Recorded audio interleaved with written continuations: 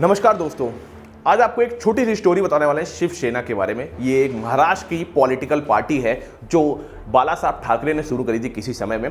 और वो पार्टी पूरी मतलब बोला जाए तो प्रो हिंदू पार्टी बोली जाती थी, मतलब हिंदुत्व पार्टी को बढ़ाने के लिए, इसीलिए नाम इसका शिवसेना रखा गया था, जिसका जो चुनाव चिन्ह था वो था धनुष बाण।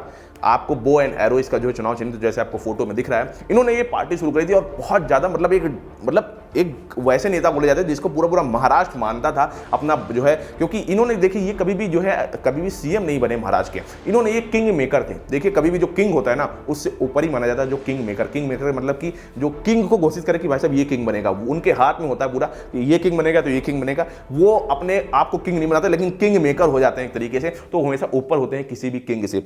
अब सबसे बड़ी बात ये थी कि बाला साहब ठाकरे ने अपनी ये पार्टी शुरू करी थी, वो उनकी जब डेथ हो गई तो उसके बाद ये जो पार्टी थी उनके बेटे के नाम आ गई, जिनका नाम था उद्धव ठाकरे। उनके बेटे थे उद्धव ठाकरे, फिर उन्होंने पार्टी की कमान संभाली। लेकिन जो बाला साहब ठाकरे और ये जो उद्धव ठाकरे थे, ये जो शिवसेना जो थी, ये हमेशा जो है बीजेपी, जो भारतीय जनता पार्टी जिनकी अभी भी नेशनल, जिससे नरेंद्र मोदी हमारे पीएम बने हुए हैं, उनके साथ कंबाइन होकर के अपनी पार्टी महाराष्ट्र में चलाते थे हमेशा से। और जो सीएम था ज्यादातर जो है बीजेपी पार्टी का ही बनता था, क्योंकि ज्यादा जो सीटें थी वो बीजेपी पार्टी की तरफ से आती थी। तो जो है जो फडणवीस जी थे जो है वो हमेशा सीएम लगभग बनते थे जो है महाराष्ट्र के। अब धीरे धीरे हुआ क्या कि 2020 का चुनाव आया। 2020 का जब चुनाव आया तो फिर से जो है चुनाव, महाराष्ट्र की बात करें, महाराष्ट्र में 2020 में चुनाव। महाराष्ट्र वही जगह है जहां पे मुंबई जिसकी राजधानी है, मुंबई सबको महाराष्ट्र याद आ जाएगा, ठीक है।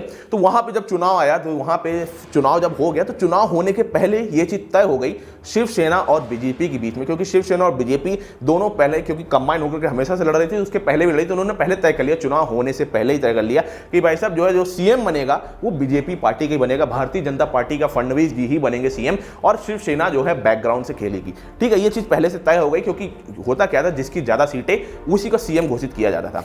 तो ये चीज तय हो गई। तो जो है जो बीजेपी थी वो लगभग 101 सीट जीत गई, क्योंकि वहां पे टोटल जो है 248 सीटें थी। तो हम लीजिए 101 सीटें जो थी 248 में से जो है वो बीजेपी जीत गई और साथ में 60 to 70 सीट लगभग शिवसेना को मिल गई। तो 170 सीट हो गई, जो कि 50% से जिसकी ज्यादा सीट हो जाएंगे 248 में से उसकी जो है पार्टी बनेगी। तो शिवसेना और बीजेपी मिलकर जो है जीत गई, तो इनकी पार्टियां बनने लगा थी।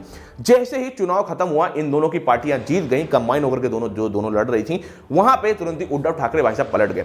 पलटने का सबसे बड़ा रीजन बताया क्या था, इनका कान फूकने वाला, समझते हो ना, पीछे इनको जो है भरते जा रहे थे। उनका नाम था संजय राउत जो है शिवसेना की पार्टी के हैं, लेकिन इन्होंने बहुत ज्यादा गलत तरीके से जो है सलाह दी उद्धव ठाकरे को। उनसे बोलते रहे कि भाई साहब आप खुद सीएम बनो, आपकी इतनी बड़ी पार्टी, आपके पापा ने ही पार्टी शुरू करी है, आप क्यों नहीं सीएम बन रहे हो। वहां पे उनके कान फूकते गए और यहां तक कि ये हाल हो गया जब जीत गए।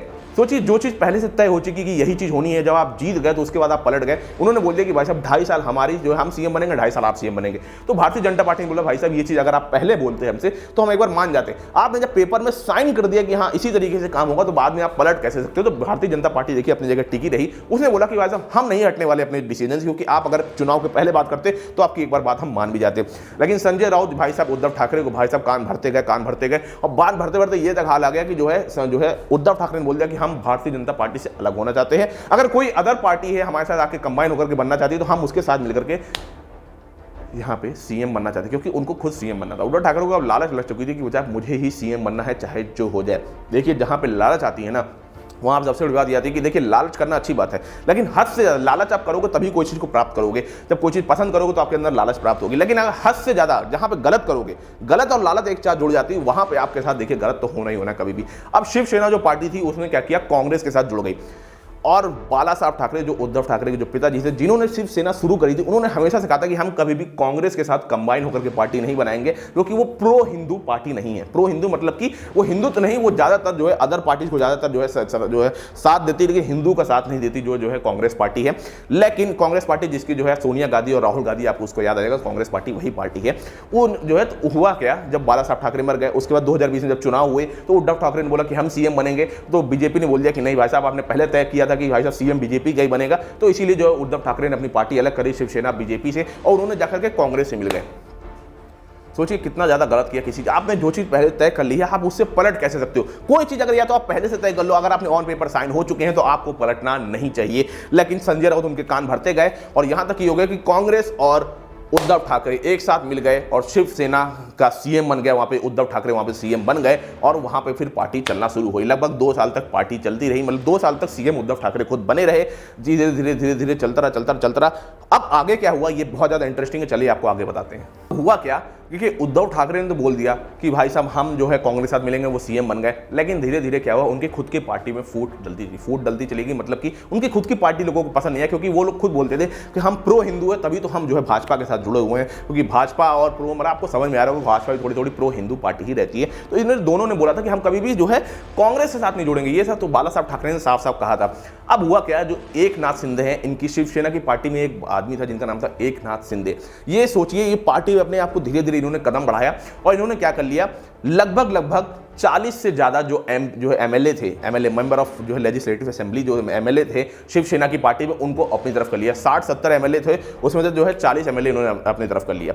होता क्या है कि जब आप 40 एमएलए अपनी तरफ कर लेते हो तो ये अलाउड होता है। अगर आप 40 से कम, मतलब कि 2/3, अगर आपके पास 100 लोग हैं तो उसमें से 66 लोग अगर आपकी तरफ आ जाएंगे तभी आपको एक अलग पार्टी बनाने की कोशिश किया जाएगा। उससे कम लोग होंगे तो आपकी जो जितने लोग अलग हुए उनको एमएलए माना ही नहीं जाएगा, उनको हटा दिया जाएगा।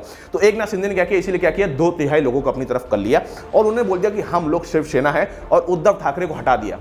समझ में आ रहा है? मान लीजिए एक पार्टी में 100 लोग हैं, 100 लोग में से 66 लोग एक तरफ हो गए। उन्होंने बोल दिया कि हम इस पार्टी के साथ ही नहीं है, हम मानते ही नहीं कि ये पार्टी है और जो असली शिवसेना है वो हम लोग हैं। उद्धव ठाकरे को इसीलिए हटना पड़ गया वहां से। और जो ये जो एकनाथ शिंदे हैं वो बाद में जाकर के फिर से भारतीय जनता पार्टी के साथ कंबाइन हो गए। तो बाद में भारतीय जनता पार्टी ने एकनाथ शिंदे को ही बोला कि आप ही सीएम बनिए, क्योंकि आप ही भाई साहब जो है असली रास्ते में लेकर के आ रहे पार्टी को।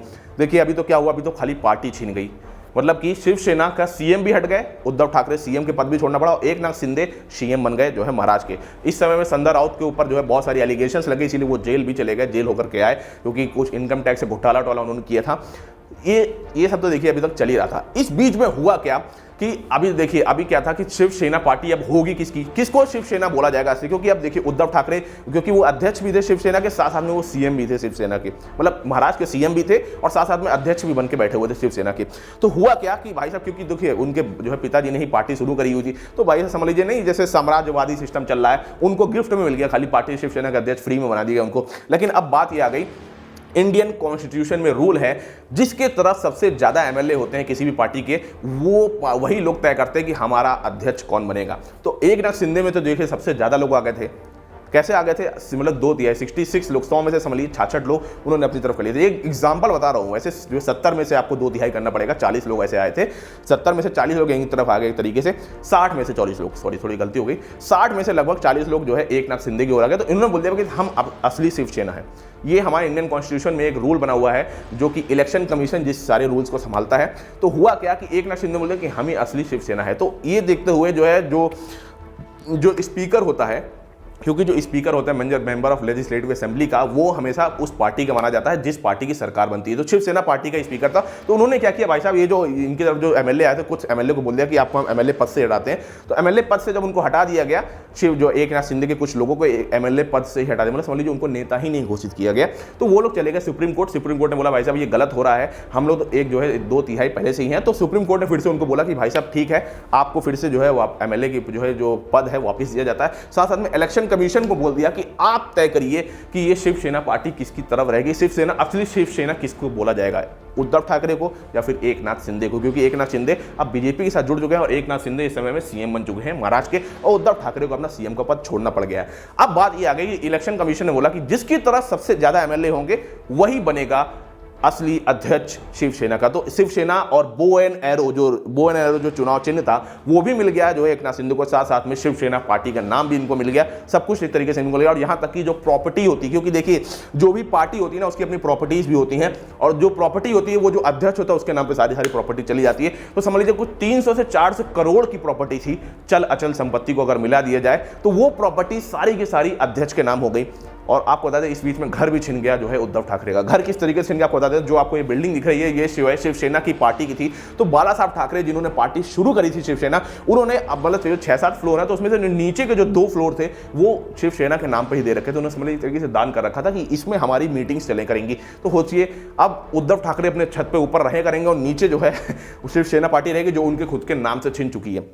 वही बात आ गई, मतलब पहले तो देखिए आपने धोखा दिया भाजपा को, तो धीरे धीरे हुआ क्या, पहले लालच के मारे आपका सीएम पद छीना गया, उसके बाद आपसे चुनाव चिन्ह छीन लिया गया, उसके बाद आपकी जो है उद्धव मतलब जो शिवसेना पार्टी की जितनी भी प्रॉपर्टी थी वो आपसे छीन ली गई, आपका घर छीन लिया गया, आपका नाम छीन लिया गया, मतलब समझ लीजिए क्या क्या चीज नहीं हो गई। मतलब लालच और क्या बोले यार, मतलब हमें समझ में नहीं आता इस बंदे के साथ में कि आपको जब संजय राउत आपके कान भर रहे थे तो आपको समझ में नहीं आ रहा उस समय, अब इस बंदे को आपको दूर करना, अभी भी इस बंदे को समझ में नहीं आ रहा है जो है इस समय में लगे हुए हैं। मुझे तो समझ में नहीं आता कि आखिर क्या ये चाहते क्या हैं। इसीलिए अब एकनाथ शिंदे जी की पार्टी हो चुकी है इस समय शिवसेना, और सारी की सारी प्रॉपर्टी भी शिवसेना की जो 300 से 400 करोड़ की जो प्रॉपर्टी है शिवसेना पार्टी की, वो अब एकनाथ शिंदे जो अध्यक्ष हैं इस समय में और जो सीएम भी है महाराष्ट्र के, उन्हीं के नाम हो गई है। और फडणवीस जी हैं जो भाजपा के हैं वो इस समय होम मिनिस्टर हैं। अब बात ये होगी कि आगे जो 2025 में जो चुनाव होगा उसमें तय किया जाएगा, मतलब फिर से देखिए शिवसेना और यही दोनों पार्टी फिर से मे भी आगे जाके कौन जीतता है कौन हारता है। अगर भाजपा जीती तो उस समय में हो सकता है आगे जाके फडणवीस जो भाजपा के पार्टी के हैं वो फिर से सीएम बना दिए जाए। लेकिन इस समय में जो है उद्धव ठाकरे अभी भी नहीं मान रहे, उन्होंने बोला भाई साहब हम भाजपा के जो है तलवे चाटने के लिए नहीं पैदा हुए, फलाना डिगाना बहुत कुछ कहा, संजय राउत भी बहुत कुछ कह रहे हैं। हम ये लोग कह रहे हैं कि हम रोड में जाकर के जो है रोड शो करेंगे कि मेरा चुनाव चिन्ह मेरा जो है पार्टी का नाम इन्होंने चोरी कर लिया है। ये सब चीज़ें कुछ एलिगेशंस लगा रहे हैं इस समय में एकनाथ शिंदे के ऊपर कि आपने मेरी पार्टी का नाम ले लिया, आपने मेरा चुनाव चिन्ह ले लिया, ये सब कुछ बातें चल रही हैं। देखिए इन सब बीच में मुझे सबसे बड़ी राय आपकी चाहिए, क्योंकि आप ही मेन जनता हो, आप ही सबको जिताते हो। आप मेरे कमेंट बॉक्स में बताइए कि आपको क्या लगता है इस चीज़ के बारे में, और मेरी वीडियो को अगर मेरी वीडियो अच्छी लगी मेरी वीडियो को जरूर लाइक करिएगा कि अगर ये चीज़ सही हुई है, और साथ साथ में चैनल को जरूर से जरूर सब्सक्राइब करिएगा जिससे कई सारे लोगों को ये वीडियो पहुंचे, और शेयर भी जरूर कर दीजिएगा। मेरी वीडियो यहीं पर मैं खत्म करता हूँ। आपको कैसी लगी ये नॉलेजेबल वीडियो मुझे जरूर दें कमेंट बॉक्स में, और चैनल को सब्सक्राइब जरूर करते हैं। तब तक के लिए नमस्कार।